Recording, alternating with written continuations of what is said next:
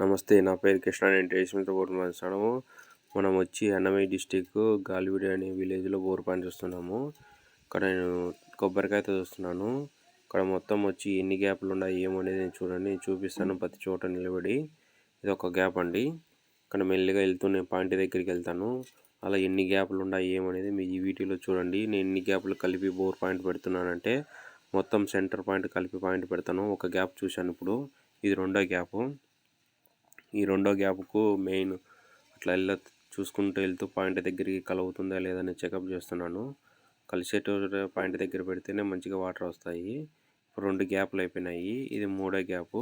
మొత్తం వచ్చి 4 గ్యాప్లు ఉన్నాయి. ఇక్కడ 4 గ్యాపుల్లో నీళ్ళు ఎలా పడతాయి ఏమనేది ఈ వీడియో పూర్తిగా చూడండి, మీకు అర్థమవుతుంది. Thanks for watching. మర్చిపోకుండా ఛానల్ సబ్స్క్రైబ్ చేయండి. Thanks for watching.